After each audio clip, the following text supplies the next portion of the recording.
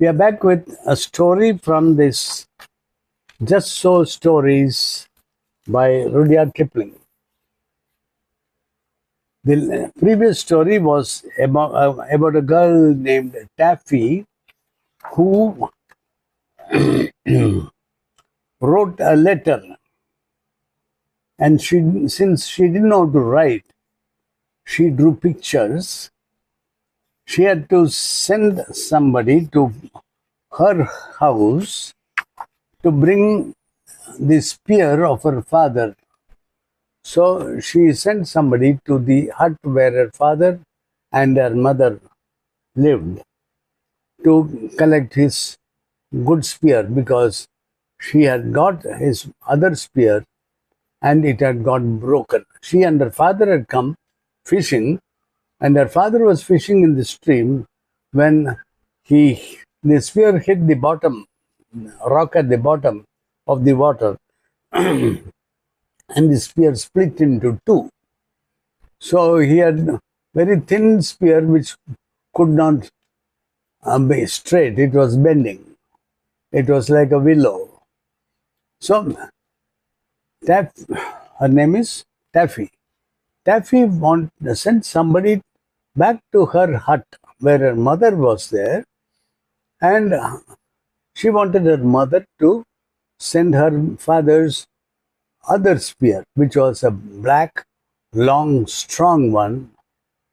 So she drew a picture of it. Now the picture was received by her mother, but her mother saw that picture and she misunderstood the entire message. She thought her husband, that is the father of Taffy, had been attacked or whatever it is, and so there was a big confusion, mess, and problem. So,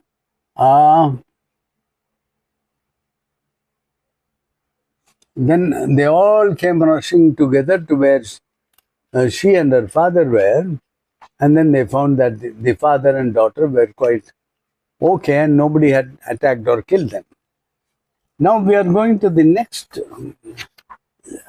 story connected with that, and that is, now that Taffy had realized that she has to or make her pictures more meaningful and less prone to confusion. I think she is now creating the alphabet. So this story is called How the Alphabet Was Made. You know what is alphabet? Alpha, beta. These are the first letters of the Greek alphabet, from where the English language originates.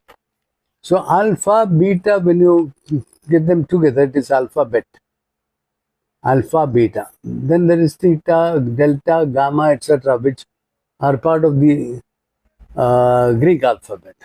So the English alphabet is derived from the Greek alphabet. So this is a story how the alphabet was made. This is not the real story, it's just a imaginary story. It's the same girl, Taffy, and now this story starts. Its title is How the Alphabet Was Made, and it is from the same book, Just So Stories by Rudyard Kipling. And it starts like this. The next week, after all the confusion caused by her writing by picture,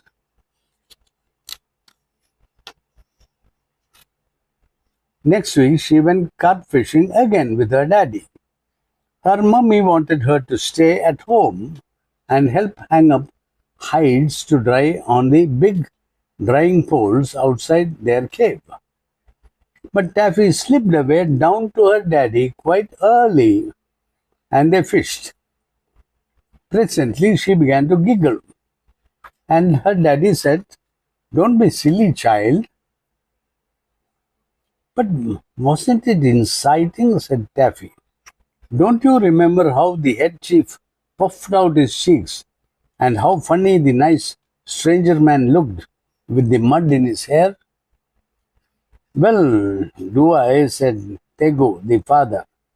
I had to pay 2 deer skins, soft ones with fringes, to the stranger man for the things we did to him. So they had harassed the stranger man, and so the father had to give him compensation. The compensation was in the form of 2 deer skins. Hmm? Then Taffy said, we didn't do anything. It was Mummy and the other ladies and the mud. So you will remember the last previous story where the stranger man had been to her mother's hut, where her mother was, and her mother was having 6 friends, and then the stranger man went with the message in the form of the picture, and they thought he has attacked and beaten the husband.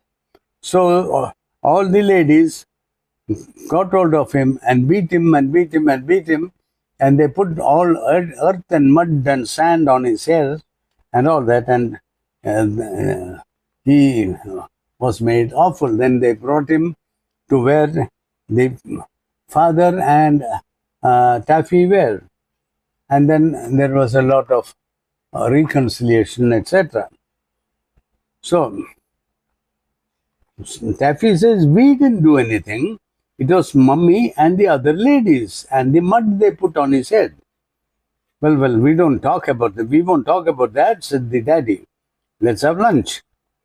Taffy took a marrow bone and sat mouse quiet for 10 whole minutes, while her daddy scratched on pieces of birch bark with a shark's tooth.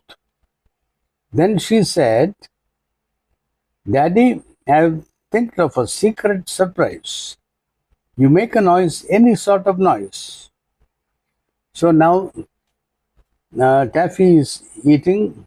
She is eating into a marrow bone, and she is quiet. And her daddy was using a deer skin, birch bark, on which he was writing with a shark's tooth.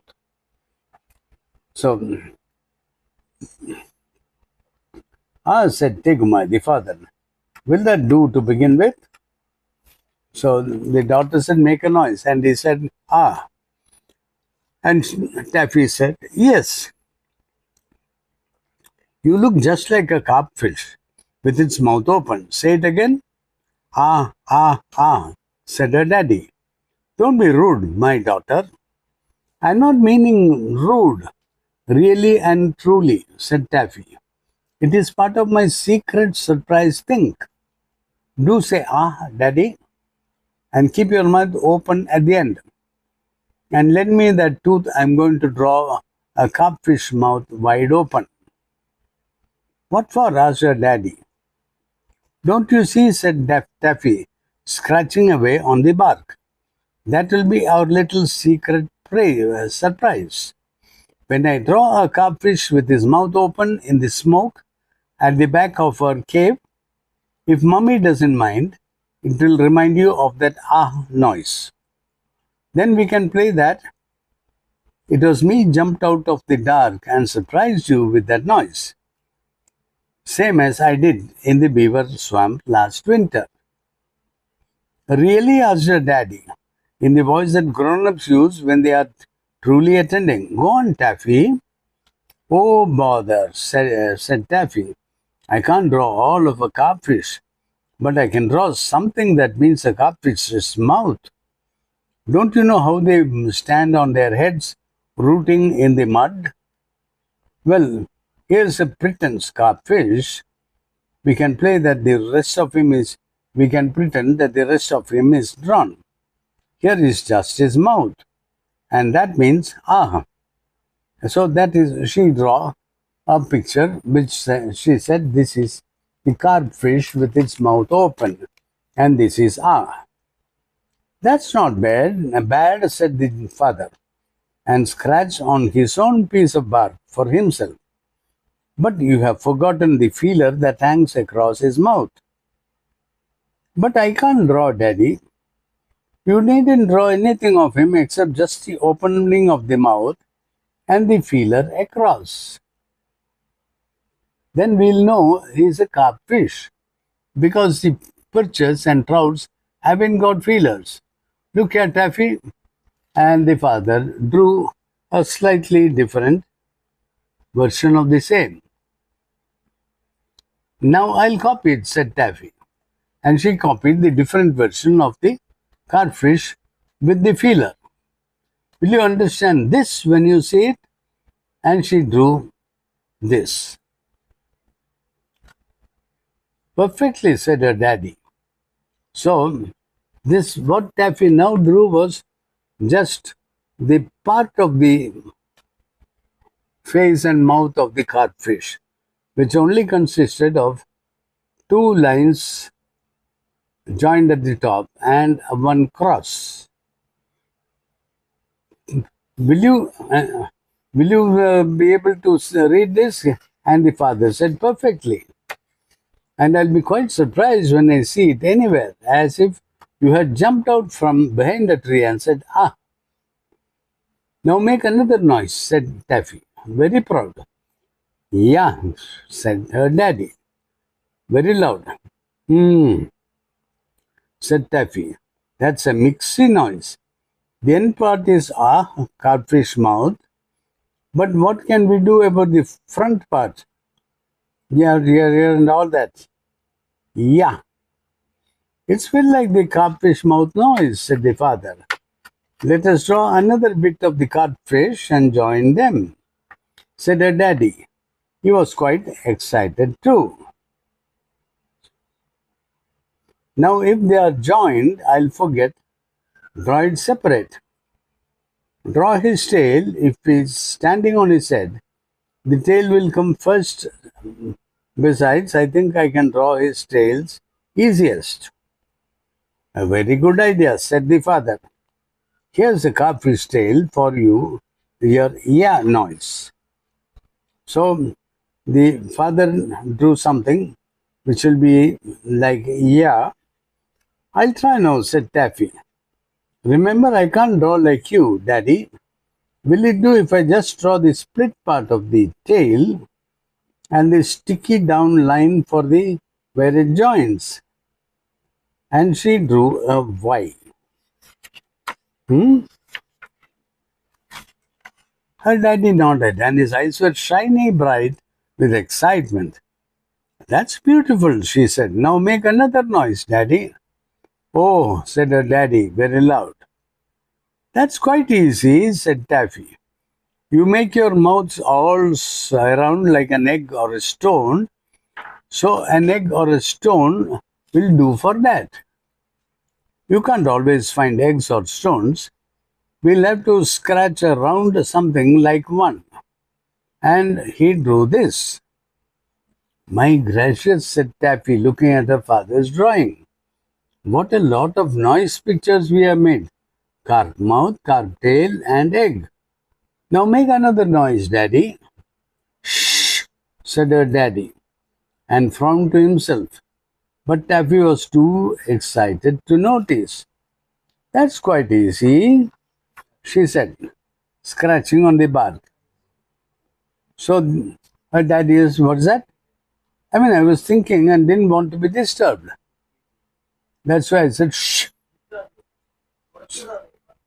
So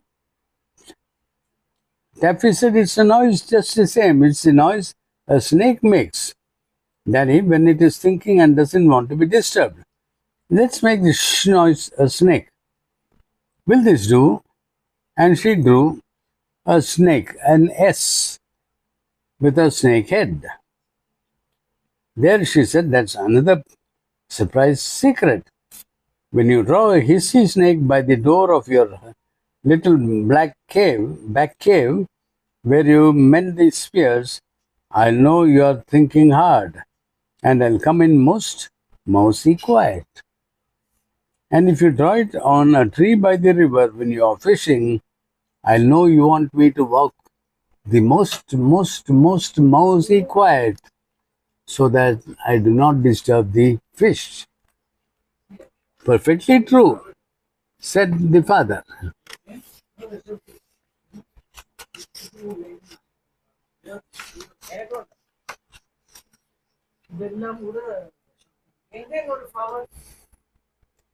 That, and there is more in this game than you think. Taffy dear, I have one notion that about your daddy's daughter as it upon the finest thing that ever was since the tribe of Tegumai took to using sharks' teeth instead of flints for their spearheads. I believe we have found out the big secret of the world. Why? Said Taffy, and her eyes shone too with excitement. I'll show, said her daddy. What is water in the Tegumai language? Yeah, of course. And it means river too. Like Wagai, yeah, the Wagai River. What is bad water that gives you fever if you drink it? Black water? Swamp water? Yo, of course. Now look, said her daddy. Suppose you draw this scratched by the side of a pool in the beaver swamp, and he drew this, a Y-O. Larger Y and a smaller O very near snuggling up to it. Y-O. Then what does it mean?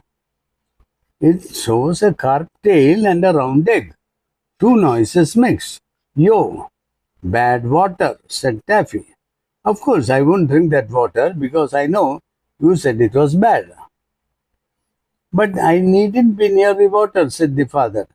I needn't be near the water at all.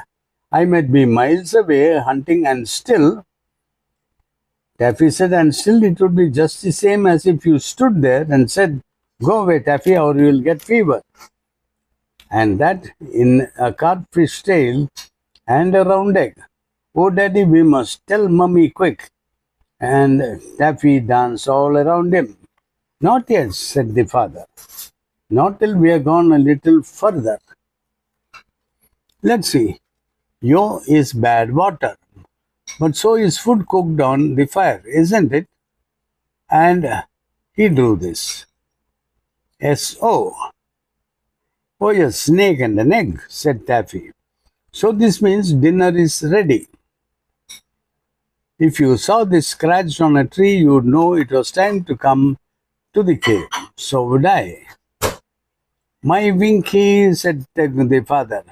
That's true too, but wait a minute. I see a difficulty. S-O means come and have dinner.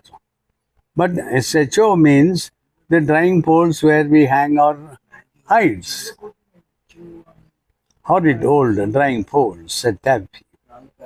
I hate helping to hang heavy, hot, hairy hides on them. If you drew the snake and egg, and I thought it meant dinner, and I came in from the wood and found out that it meant I was to help Mummy to hang two hides on the drying poles, what would I do? You'd be cross. So would Mummy. We must make a new picture for show. We must draw a spotty snake that hisses shh shh, and we'll play that the plain snake only hisses shh. I couldn't be sure how to put the spots, said Taffy. And perhaps if you were in a hurry, you might leave them out. And I would think it was so when it was show. And then Mummy would catch me just the same. No, I think we'd better draw a picture of the horrid high drying poles, their very selves, and make quite sure I'll put them in just after the hissy snake. Look, and she drew the hissy snake and the poles. S-T-T-O. And so they were talking and drawing each alphabet one after the other. And it goes on. where they were drawing so many alphabets.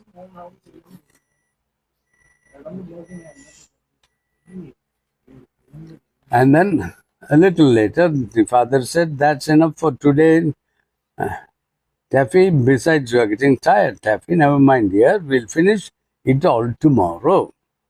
And then we'll be remembered for years and years. After the biggest trees, you can see all are chopped up for firewood." So they went home, and all that evening, Tegumai the father sat on one side of the fire, and Taffy sat on the other, drawing yas and rios and shoes and she's in the smoke on the wall and giggling together till her mummy said, "Really, Tegumai, you're worse than my Taffy." "Please don't mind," said Taffy. "It's only our secret surprise, Mummy dear, and we'll tell you all about it the very minute it is done. But please don't ask me what it is now, or else I'll have to tell."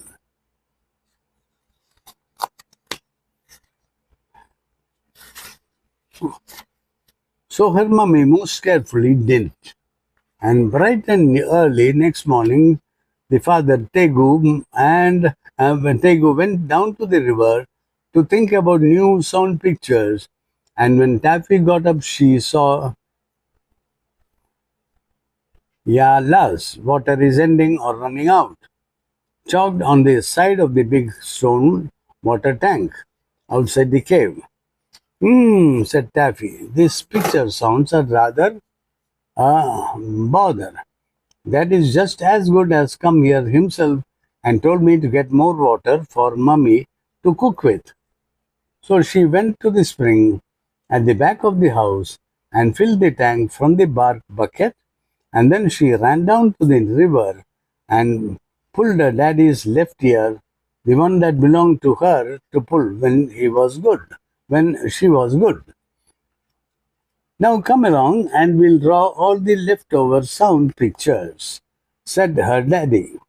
And they had a most exciting day of it, and a beautiful lunch in the middle, and two games of romps. And when they came to tea, Taffy said that as her name and her daddy's name and her mummy's name all began with that sound, they should draw a sort of family group of themselves, holding hands.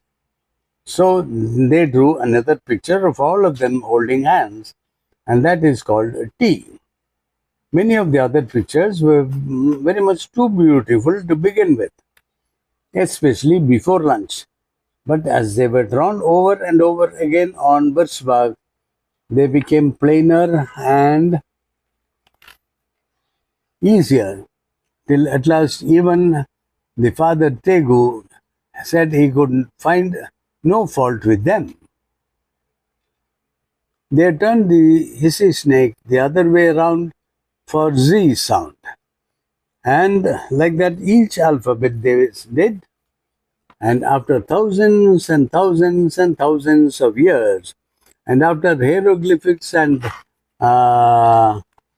demotics and nilotics and cryptics and kufics and runics and dorics, the ionics and all sorts of other rics and tricks, uh, the fine old easy understandable alphabet A, B, C, D, E, and the rest of them got back into its proper shape again for all the young people to learn when they are old enough. But I remember the father Tegu's and Taffy's and her dear mother Teshu's. And all the days gone by, and it was just so, a little time ago, on the banks of the big Wagai, they thought out the alphabet. It's a story, imaginary story about how the alphabet came to. We'll read another story next time. That is enough for today. Thank you.